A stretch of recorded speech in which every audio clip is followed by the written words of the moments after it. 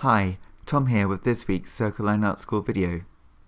In this video, I'll show you one way to draw buildings using one-point perspective. The first step in perspective is to draw a horizontal line, and for one-point perspective, we need to draw a marker across on that horizon. All vertical lines will stay vertical, but the sides of the buildings that go away from us, if they're parallel, will all meet at this one vanishing point on the right.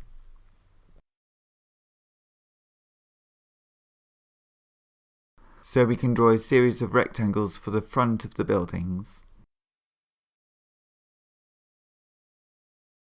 and then the sides of all of these buildings, because they're all in parallel, the sides of all of these buildings will go to our vanishing point. For this drawing we need 3 rectangles in a row.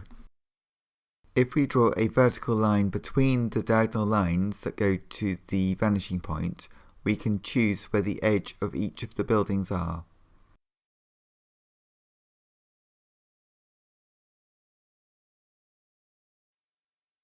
To find the shape of a pitched roof, we just need to draw a middle line above one of the sides of the buildings, and then we can use this middle line to make a triangle. The top part of this roof that we're drawing will be parallel to the front of the building, as we are looking straight on at it. We're not looking sideways, we're just looking straight at it. Now we can match the angle of the first triangle here, but then because this building is on the left is higher, we need to find the right side of the building first. And to do that, just draw a line from the top corner of the building all the way to the vanishing point. Then for the top left bit of the roof, that will be a diagonal, and it will sort of be in line with a triangle that we can draw at the front of the building on the left. If we draw a large triangle at the top of the rectangle on the left, we can again find the diagonal line to this shape by drawing a line from the top of the triangle to our vanishing point, and this will find the angle of the roof in one-point perspective as it goes away from us.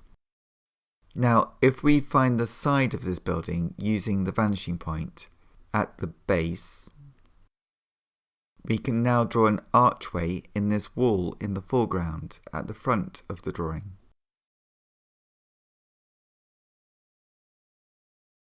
And then just darken the lines of the building that we can see through the archway. We can draw another line on the left of the arch because we can see the thickness of arches and the thickness of windows on the left-hand side of all of the windows and doors in this drawing. Now behind this building we can draw another building. I think I'll make this into a tower. Again, finding the side of the tower by using our vanishing point.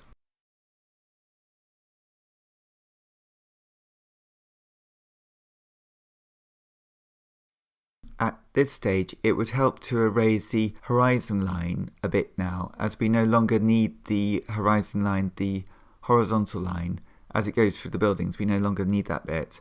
So just erase that, and then we can join up the lines that we've had to erase as they cross the horizon line, and we can make all of our lines a bit darker too. We could add a door with some steps in front of it. Now again, the sides of the steps, the parts of the steps that go towards the right, those lines will all follow diagonal paths to our vanishing point.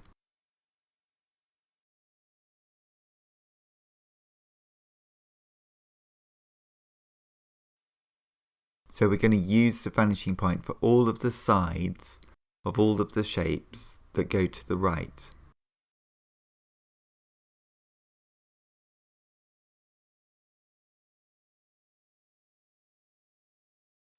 So we can use the vanishing point to find the inside corners, the thickness of each of our windows.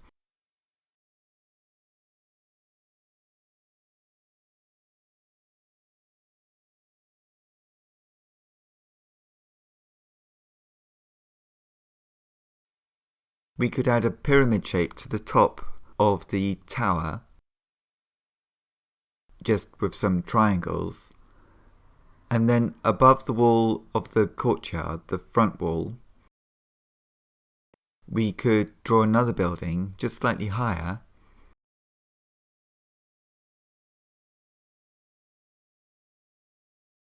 with a pitched roof.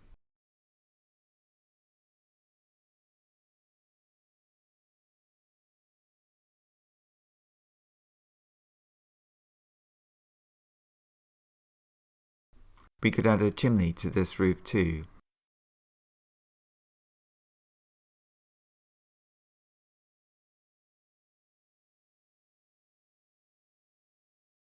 For the top of the tower, we could add a flag.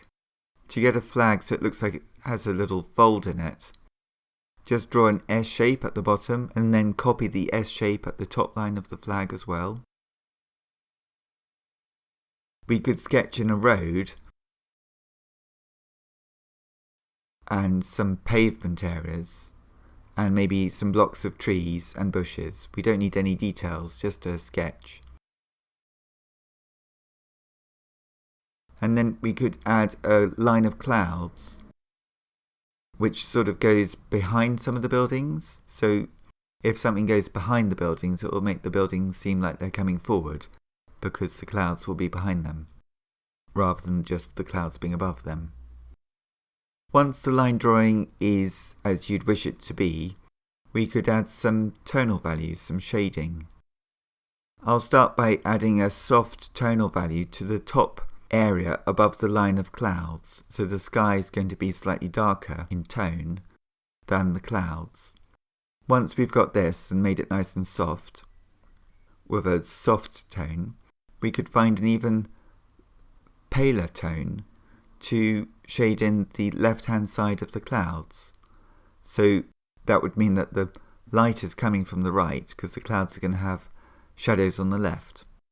Next, we can just block in the darker tonal values that we need in this drawing. So some of the bushes, we could just choose one or two different tonal values for the bushes and trees. And then inside the windows, I think I'll make those a dark tone. And the sides of the building, all of the sides that we're looking straight onto, the left-hand sides of the building, we could make those a mid-tone as well. And then once we've done that, we could add some indications of some details. I don't think you need too many details, and definitely details are best to put in towards the end of a drawing. You get the big shapes in first, sort of planning it out, and then add a few details. That's a good way of doing it.